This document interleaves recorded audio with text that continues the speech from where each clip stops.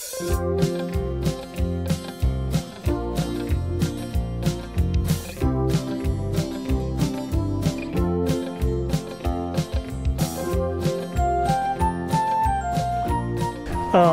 Madstone is a stone that develops in the forestomach of a deer, and that's F-O-R-E. I believe the Latin name is reticulum. Anyway, it develops a hair or something gets in there, and mineral starts forming around it, and it forms a ball. Now, the Native Americans referred to it as a medicine stone, and settlers referred to it as the Madstone and believed that it had good luck principles. This is a Madstone, and go ahead and look at it, Ed. That stone came from a forked horn shot by my uncle Alfred Fattig with a .40-65 Winchester or Remington. I cannot remember. It's in the Winchester. Black powder rifle with octagon barrel. He shot it in July of 1918 on a little stream flowing into the Chetco River in what's now the 180,000 acre Kalmiopsis wilderness. Very rugged area. Paul's been in there, I believe. I have seen it. I'll touch it. Well, maybe good luck. After he shot the buck, and he found the stone, and he'd been looking for one all his life. He was an avid hunter. He field dressed the deer, took it across the river, and they had their first meal in 3 or 4 days. He and my brother, he and his brother, my uncle, were building this cabin. In actuality, Charlie did very little, his brother Charlie did very little work on the cabin. There was another guy that stepped in and helped him, a guy named Alden Gregg, who was from the Applegate Valley.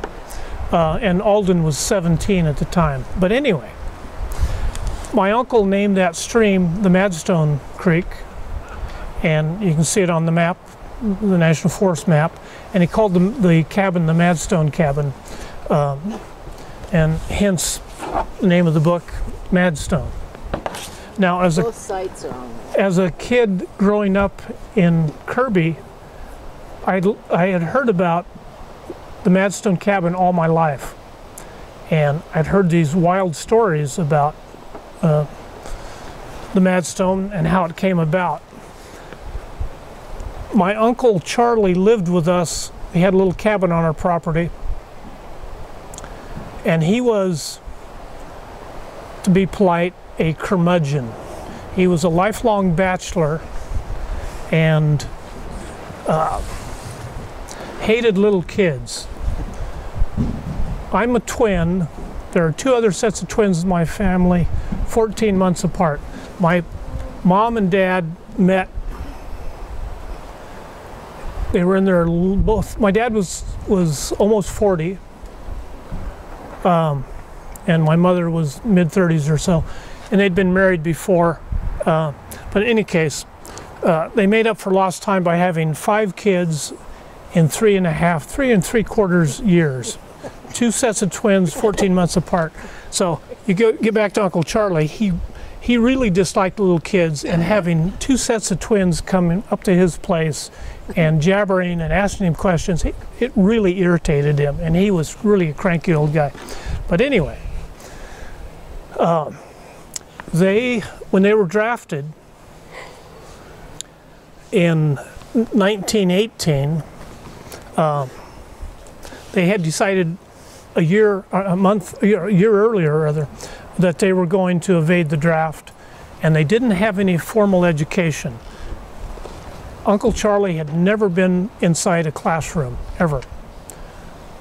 Uncle Alfred had 3 months of formal education at Rouge School. He was 16 years old, and he was trying to learn how to read and write, and he learned how to read a bit, and he learned how to write phonetically, basically, and he would spell knife, N-I-F-E, which, as far as I know, having been to the University of Oregon, is the correct spelling. Is that right? Anyway,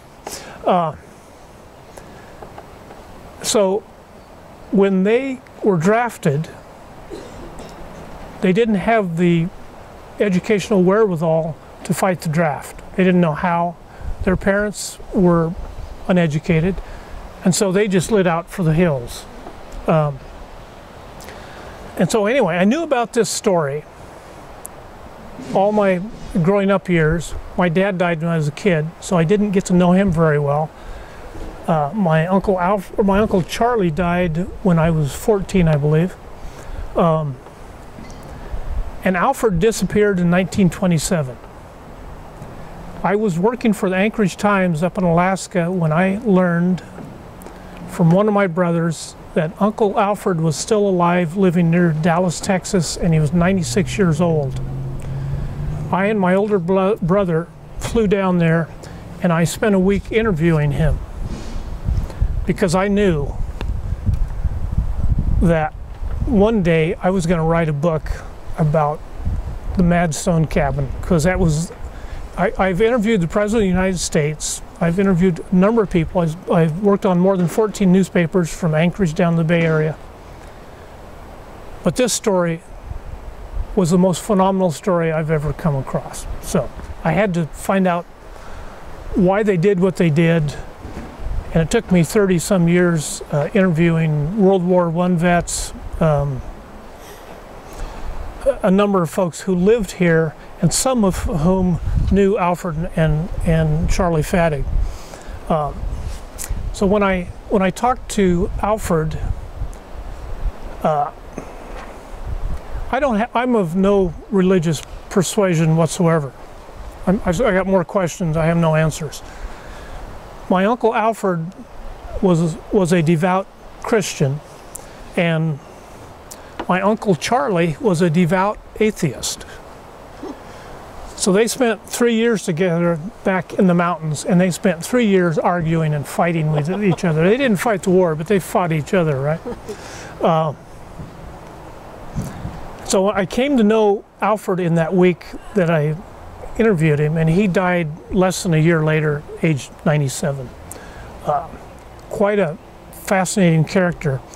As you folks who know me, I walk with a substantial limp, and having nothing to do with the Marine Corps, incidentally. I did nothing in the Marine Corps. When I got out of the Marine Corps, I was celebrating, and I broke my neck and became quadriplegic and whatever. So ever since I was 20 years old, I walked with a limp. When I met my Uncle Alfred, I was remarking, my gosh, you know, you're 96 years old, you're in really good shape. And he said, yeah, watch this. And he bent down and touched his toes without bending his knees. And I said, my God, I can't do that. He looked at me and said, well, maybe by the time you're 96, you'll be able to. So the Fattigs obviously have a real sophomoric sense of humor. There you go. Okay, so I want to talk a little bit about what this region was like 100 years ago. Rural Oregon was sort of a microcosm of rural America during World War I.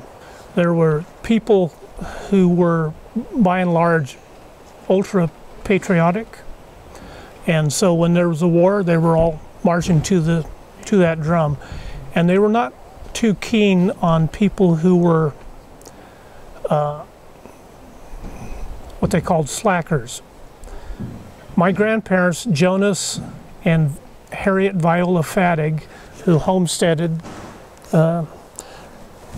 downriver here, about, what, 8 miles or so, something like that, were members of the Church of the Brethren, otherwise known as Dunkards. And they were called Dunkards because they would dip them in water until they drowned. Actually, not until they drowned. It's just, I'm joking again. Anyway, I'm sorry, Maureen. It's a habit. Comes from lack of food in Kirby. Anyway, so their kids were raised very strict in religious environment, and my dad followed Uncle Charlie. He was an atheist, as Uncle Charlie was, but Alfred was very, very religious. And I'm not putting that down. That was fine. He was a very nice man. I liked him a lot. So anyway, they fled, went into what's now the county office, and were building their cabin. Meanwhile, a whole bunch of young people from this area, young men, were joining the military. There was a guy from Grants Pass, Oregon, he was born in Juneau, but his family moved down to Grants Pass when he was a kid, and he grew up swimming in the Rogue and everything. His name was Osborne D. Varilla.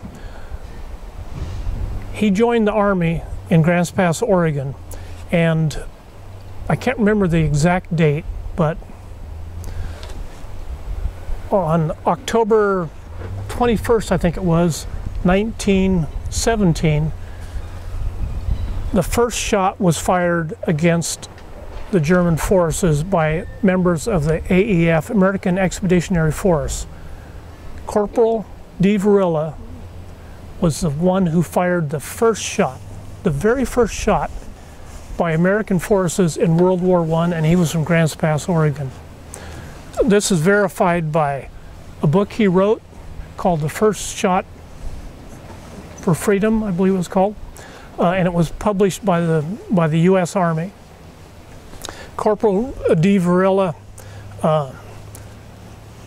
was in combat, suffered mustard gas poisoning, and was brought back stateside and became a member of what was called Pershing's Veterans. Pershing, General Blackjack Pershing, had this group of young men who were in the war come back here and basically serve as cheerleaders going around the country talking up the war and trying to get young men to join. Young men like Paul Tipton and Ed Cooper. And so Corporal D. Varilla did that, and he wrote this book. You can find it online. You can read little snippets of it. And it's a very interesting book, kind of written in this sort of I think it was described as a breezy, slangy, Yankee sort of approach to the war, and it was interesting. But in any case, he went back to the front lines, was gassed again, came home. Actually, he had written a letter to his mom, which was published in the Grants Pass Courier in 1918, and he's lamenting about how he's not too crazy about the war anymore. Basically, he's dying at this point. He came home to Grants Pass. His mom took him down to San Francisco, and he died.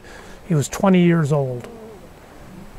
And he's the one that fired the first shot in World War I by American troops. There was another fellow that I interviewed a number of young, formerly young men who were World War I vets who joined from here. And there was a guy named Claire Heppenstall who was from Grants Pass, Oregon, and he joined right when the war started. He went to Europe and fought in the Battle of the Argonne Forest. Big battle. There was, a whole bunch of people killed there. Incidentally, during the 18 months that we were in World War I, 116,500 Americans died. Compare that to Vietnam, where what, 58,000 died in almost 59. Yeah, but anyway, in 18 months, that many died. Although just about half of them died from disease. But in any case, Claire Heppenstall was about 5'4", 5'5". Just a remarkable gentleman when I met him, and he was in his 90s, and he was still living in Grants Pass, and he survived the battle. Had some horrendous things happen to him,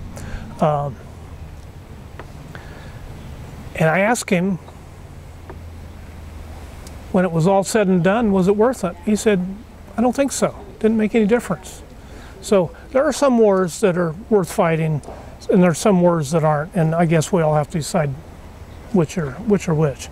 I think it is best, yes, Mom, it is best to avoid all war if possible. But so let's get back to my uncles. They're still out in the forest, and so they're having some pretty lean times. And they, my uncle, one time they couldn't find any fresh deer meat, and they were eating squirrel, raccoon, whatever they could find. So they had an old deer carcass hanging up behind the cabin, and so he said, okay, well, there's nothing else to eat. So he cut a couple chunks of meat off and cooked it, and he almost died. He was deathly ill. He couldn't keep anything down for quite a while. So anyway, and they were arguing. So anyway, at one point, Charlie comes out of the wilderness. He said, I'm leaving.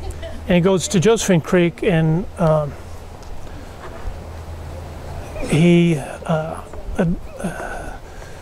adopts an alias. I think his name was, he called himself Charles Hooper, and became a miner on Josephine Creek. Meanwhile, Uncle Alfred stays there for a couple more months, and pretty soon he just couldn't stand it. And so he comes out, walks out to the ranch here on the Applegate, and eats a couple of good meals, and goes down to what's now the City Hall in Jacksonville, which was then the district court, and turns himself into the judge. The judge, it was Judge Gardner, I believe his name was, looks at him and says, I can't help you. He says, I'm not a federal court judge. So he says, you're going to have to go to Portland. He said, but what I can do is I can notify the U.S. Marshal's office. I'll send him a telegram up in Portland, which he did. And he said, you go back to your folks' ranch and just wait. They'll come along shortly. And sure enough, they did. They came down and took him into the Jacksonville, the county jail there in Jacksonville, which is now the art center or something, little art, yeah. And I think about that every time I drive by there. My both uncles were in jail there.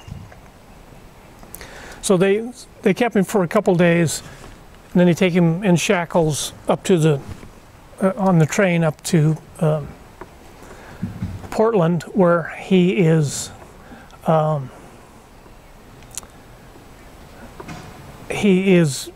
arrested and charged with evading the draft. I forget the official charge. And anyway, he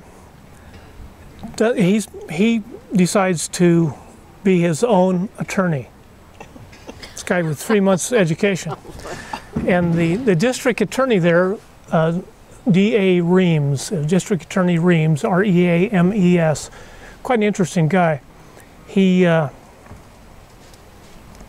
notified the Oregonian and the Portland Journal, and there's another paper, the Portland Telegraph. This is back when newspapers actually meant something. And so here is the front of the Oregonian on July 29th, 1920, I believe it was. And the top headline says, "Slacker lives 3 years in the forest." And then they have a subhead that says, "Alfred Fattig is driven out by solitude." Below that it says, "Oregon hermit surrenders." And below that it says, "Scruples against killing cause of flight." And then lastly at the very bottom it says, "Brothers are separated." And then there is in bold print, it says, "Medford boys support life on game and berries they gather in woods." Similar articles like this ran in the New York Post, in Houston Chronicle, a bunch of newspapers across the nation. You can find them on the internet. And Alfred was a very personable fellow, and he apparently came across that way in the courtroom. And they sentenced him to 9 months, which I thought was a very light sentence, because back then there were people getting a number of years in the pen for doing what these folks did. So Alfred served his time, came out, and then went to Josephine Creek and got his brother, talked him into turning himself in, and so Alfred followed suit, went through the same thing, went up to Portland, and was sentenced to 9 months also. And meanwhile, my grandparents sold their place here on the Applegate and moved to the Illinois Valley because in part they were ostracized by folks. I can understand that somewhat. And they lived out their lives in the Illinois Valley.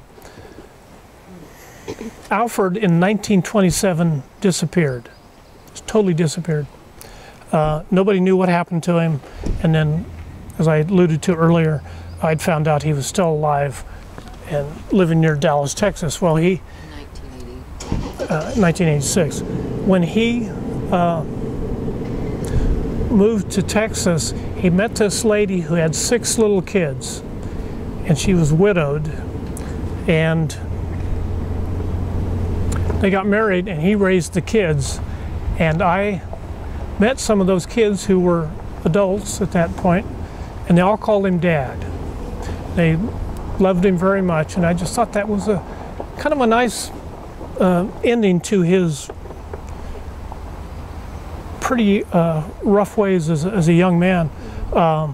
He and his wife had been married for, gosh, almost 70 years when he died.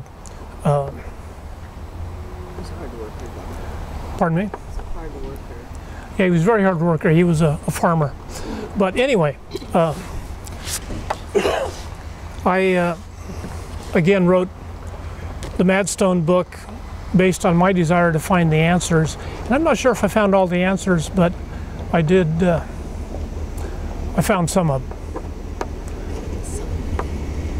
So one person I wanted to bring up in the book was Simon Silas McKee, otherwise known as Cy McKee.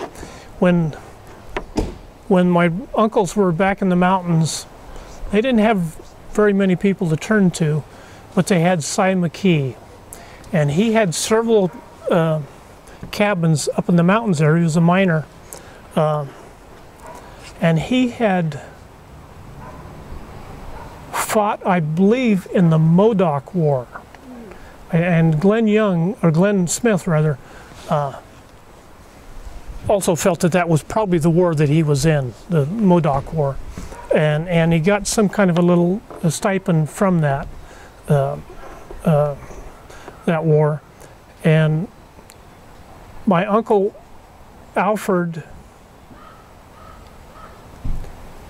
originally met him when he was living on the Smith River, way back when Alfred went through that area when he was 17, something like that. This was before he was called to the draft, which he never answered. But he met Cy McKee then and knew where one of his cabins was. And so when they were building the Madstone cabin, they went over to visit Cy, and he periodically came over to the Madstone cabin to visit them, and they liked him very much. He was just quite a remarkable individual. He helped with supplies too, didn't He helped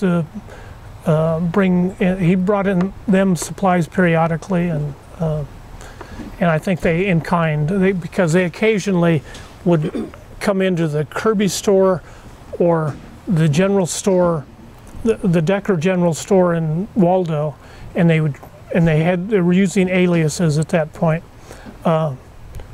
They would trade in their furs or the gold that they had mined for food, and then if they were doing fairly well, they would drop some stuff off at Si's place, and he apparently did likewise. So they kind of helped each other out. So. That is Uncle Si spent time in prison also. Uncle Si, yes. I didn't know if I wanted to besmirch your reputation and announce that, but yes, he apparently he had a penchant for. He was a miner, and it was easier for him to mine the land if the land was clear, and so you could do that by torching the forest. Well, Uncle Sam wasn't too crazy about that, and they'd asked him not to do that anymore several times, but he did it more than was wise to do, and they sent him up to prison for a bit to. But he had good food and a bed. Had good food, you know. And I got to say this. Might have been like I don't know how good the food Country would club. have been, but at least the bed was dry. Evelyn Williams here in the group is a descendant of the McKees, and are fine people, very fine people. But Glenn Smith told me that the only time Si McKee ever took a bath was when he fell in the creek. And he apparently liked a good drink sometimes. So, but he was quite a character. He was very well respected by a lot of people. So. Another person that they met was a guy named Elijah Davidson, who discovered the Oregon caves. And he was a resident of Williams on the other end of the Applegate, and they ran into him periodically up in the mountains. And he was quite a hunter. He was very well known for killing cougar and bear and whatever. In fact, that's how he discovered the Oregon caves back in. And Alfred gave you his journals. Pardon me? Alfred gave you his journals. Alfred gave His him. writing, the 300, how many pages? 260? Oh yes, Alfred gave me a copy of his. It was kind of a diary, journal, and again written in phonetic spelling, but most of it, a lot of it was dealt with whether there's a God or not, and a lot of it was just sort of a odd philosophical hodgepodge, which I found very interesting. But Paper was so old we couldn't even have them duplicated. Yes, yeah. I mean, we had to do them by hand. We couldn't get it through the machine. But that's pretty much all I have to say. So. Well, that's It was true. your great-grandparents who homesteaded down here? Grandparents. Grandparents, Jonas and... And Harriet Viola. Okay, Yeah. well, they would have known the Buckleys very well then. Yes, they would have. Buckleys were, I think Yes. they homesteaded there. Yeah, they came before my. Is now in 1854. Yeah, well before. Yeah, my grandparents were late arrivals. Wasn't Jonas, didn't he manage something for them? He managed he was the foreman on the Cameron Ranch, which was up the river just a little bit. Mary would know about that. Yeah, She's yeah. very So, So yeah. he tuned became the foreman when they moved there, right away, pretty much? Early on, yeah, definitely early Yeah, on. they would Yeah, have that. yeah. And he was apparently a very stern fellow who didn't have a lot of time for little kids. He really liked Alfred, who was a hard worker. My Uncle Charlie was not a hard worker. He apparently was kind of ill a lot of times. In the book, it tells about him pulling his teeth with pliers. They didn't have a dentist back there, and so that was painful. But he was ill quite often. So his dad didn't much appreciate a kid not working hard on the farm, and so Alfred came to dislike his dad. Alfred, no. I mean Charlie, right? They had 5 kids altogether, Bessie Bell. and they had a little girl named Bessie Bell who died when she was 6 years old in 1904 in Ashland, and it was very sad. My dad was born in Ashland in 1906, the youngest of the family, and he was babied quite a bit. The funny thing is, Glenn Smith knew my dad. They were almost the same age. And my dad always talked about how rough a childhood he had growing up in the Applegate Valley and how hard he worked. And my God, it was just an arduous childhood. Well, I talked to Glenn Smith, and I told him about that, and he looked at me like, you gotta be kidding. He said, you know, all of us boys were working on the farms, and we would look out on the river, and there'd be Paul Fattig walking. I'm Paul Fattig Jr. So he said there would be Paul Fattig walking by with either his .22 rifle or a fishing rod over his shoulder, fishing or hunting and just having the life of Riley. He said he never worked at all. And my dad kept talking about how tough that was. How many years was there between Charlie and your dad? And how many years? There was, I think there was 4 or 5 years between Alfred and Charlie, and Dad was, gosh, I think he was 18 years younger than Charlie and 14 years or something like that younger than Alfred. So he was very young when he. I mean, he was a little kid when they were young adults, basically. So, but he did remember. You'd only been about 12 when they. Yes, yeah, he remembered.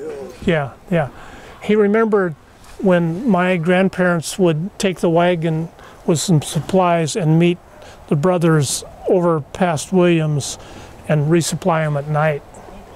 And they would come into their camp at nights for supplies and then leave. He told you about when Bessie Bell died too. Yeah, yeah, yeah. Well, what about, did you tell him about the bear story? When you shot the bear? They didn't ask me about the bear story. I'm asking about the bear story. And What bear story? when he shot the bear, Alfred, it still bothered him, remember? Oh, yeah. Even at 97 years old, it bothered him. Well, he and Ed, you appreciate this, when he left the cabin, he hung the 1886 model rifle on the wall and left it there. I would love to have that rifle just because it was an antique, but just to see that. But anyway, he got tired of killing animals, and he remembers shooting a bear in the head, and the bear started squalling. It didn't die immediately, and he just felt horrible. He just felt, yeah. So he had a big heart. Like I say, he was a good guy.